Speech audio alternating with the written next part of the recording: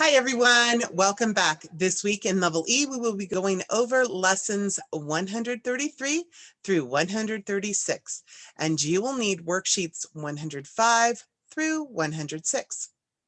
The geoboards and rubber bands, the 4-in-1 ruler, scissors, 7 strips of paper that are approximately 11 inches by 1 inch. It doesn't have to be that precise, but just close enough. Tape, the math card games book, the multiplication and basic number cards decks, and the activities for learning abacus or the short multiplication chart if you think your child is going to need it. In lesson 133, we will be working with midpoints in quadrilaterals. Ask the oral warm-up questions, which review what happens when you connect midpoints of triangles. And then let's go ahead and take a look at problem number 1. Okay, so this rubber band on the geoboard is replicating what is on the first, what is the first problem on worksheet 105. And so we have this quadrilateral figure, and we need to know what the area of that is, so that we're going to go ahead and figure that out. So we can either just count the squares. There's 2, 4, 5, and then 2 halves, so it would be 6, or we could use Pick's theorem, which, remember, you remove or ignore 2 of the boundary pairs, and then you figure out how many more pairs there are. So there's 1, 2, 3, 4, and plus the interior pegs, that would be 6. So that would tell us that the area is also 6. Now the instructions say to connect the midpoints of each side. So the midpoint of this top side here is this peg right here. So I'm going to go ahead and put my rubber band on that. And then the midpoint between these two is, of course, this lone peg over here. The midpoint between these two is this one. And of course, the last midpoint is right here. Now, although you could piece together the various sections to figure out what the area is, I do think Pick's theorem in this case is much easier. We save out one or ignore one pair of boundary pegs. We have 1 pair here plus the 2 interior pegs is 3. So the area of this interior figure is 3. That's half of the exterior figure. Your student will also notice, after doing a few of these, that this is actually a parallelogram. The first one's not. It's a trapezoid. There's only one set of parallel lines, but the interior figure that's formed by connecting the midpoints of a quadrilateral is a parallelogram every time. It's pretty cool. When your child finishes that worksheet, go ahead and ask the in conclusion question, and then have your child choose a game to play. In lesson 134, we will learn about a Mobius strip. This is where you needed those 7 strips of 1 inch wide by 11 inch long papers. There's no warm-up for this lesson. Rather, your student will be exploring how surfaces can change. Some of these are tricky, so you may want to have a few extra strips just in case there's a mistake made. It's not a big deal. As I said, it's an exploratory lesson, and you know, we should all expect mistakes, and that's fine. But to really encourage your child to keep exploring and discover different ways to use the Mobius strip, I think your children will find that this is a really fun exercise. Okay, let's take a look at just the first 2 activities. I don't want to spoil the fun for you, so I'm not going to go into a lot of detail in this lesson. I think that it's pretty self-explanatory and that you'll have a whole lot more fun if you're not being told what to do by me. However, we'll go ahead and with, just as I said, it's not real critical how perfect the strip is. I just cut it and I will tape it. You want to tape it end to end, no overlapping.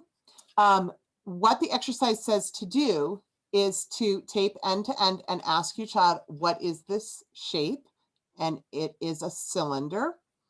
And how many edges does it have? So it has a top edge and a bottom edge. So there's 2 edges. And then if you were to draw a line around the surface of this paper, going all the way around, you would end up back here at the beginning, and you would realize you have this exterior surface and an interior surface. So there are two surfaces, the outside and the inside. So the next activity is to make the Mobius strip. So here's another piece of paper, and I really encourage you to use just blank white paper, or it could be colored paper, that would be fine, but it just needs to be the same on both sides. Mine is graph paper on one side and blank on the other, and it kind of spoils the surprise. So don't do as I do, do as I say. The instructions say to twist one end 180 degrees. So that means that the top is going to be facing the bottom. So we're going to just twist, and then to attach that to the other end like this.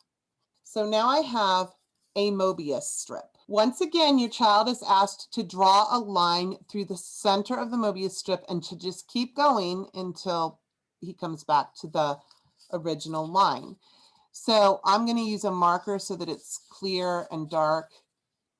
This is not a test of your straight line drawing skills or your child's, so don't worry about it.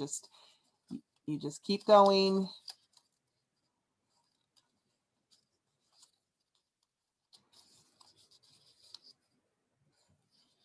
All the way. Just like you did with the cylinder. However, there will be a surprise.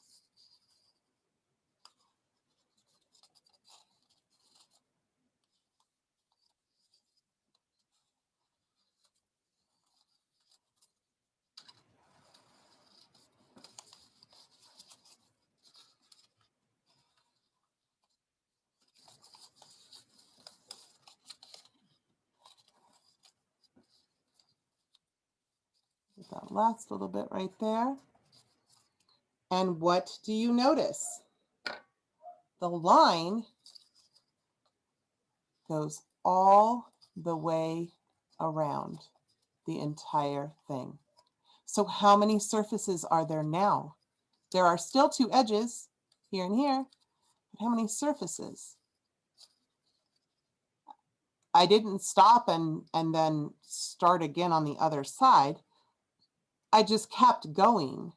So this proves that the Mobius strip has only one surface, unlike the cylinder, where if I had honestly drawn this line, you would be able to see that it only goes on the outside. There is no equivalent line on the inside. Isn't that neat?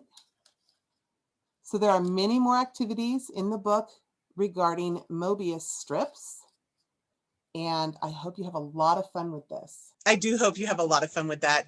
Don't forget to ask the in conclusion question. For lesson 135, we have a review of whole numbers, and this is in preparation for the final assessment. So here are the lessons to review if you find the need to. Okay, if your child missed oral question number 1, review lessons 4 and 19. Oral question number 2, review lesson 33, and oral question number 3, review lesson 3 and 13. For the write the answers questions, that would be numbers 4 through 9. For number 4, review lesson 13. For number 5, review lesson 7. For number 6, review lesson 59. For number 7, review lesson 19 and 20. It's the same for number 8, review lesson 19 and 20. For number 9, review lesson 4 and 11. For the find the answers question, number 10, review lesson 13. Number 11, review lessons 21 and 22. For number 12, review lesson 59. For number 13, review lesson 68. And also for number 14, review lesson 68. For questions 15 and 16 under Write These Numbers, interestingly enough, you review lessons 15 and 16. For questions 17 through 23 under Round the Populations, review lessons 16 and 17. And then for question number 24, write this number in words, review lessons 15 and 16. For the second page, we're working with prime numbers and factors. Questions 25 through 30, go ahead and review lesson 61. For the solve the equations, numbers 31 through 34, these are mainly logic puzzles. They do bring in different ideas from across the lessons. They're pretty basic arithmetic. I don't think that the arithmetic itself will be incredibly challenging. If you look at the first question there, it's kind of a trick question because it adds 17 and then subtracts 17. So your child just needs to figure out that really you're doing nothing to the number. And then that's kind of true for all of them. There's a missing number and whatnot, but I think that they're pretty easy to figure out. I would just encourage your child to persevere and to not give up, because they may say, I've never seen this before, but you remind them they can solve problems that they've never seen before. I don't want to give you a particular lesson to review because there isn't really one. It's just kind of spread out over the entire book. In the greater than, less than, and equal to questions, that's numbers 35 through 42. Go ahead and review lesson 30. For the rounding section, those are questions 43 through 45 and 46 through 48. Review lessons 16 and 17. And for the final one, this is solve the problem. This is a word problem. It's numbers 49 through 50. You can review lessons 4, 19, and 114. That might be a little bit of overkill. If your child is struggling with this, it may be simply they need to review their multiplication.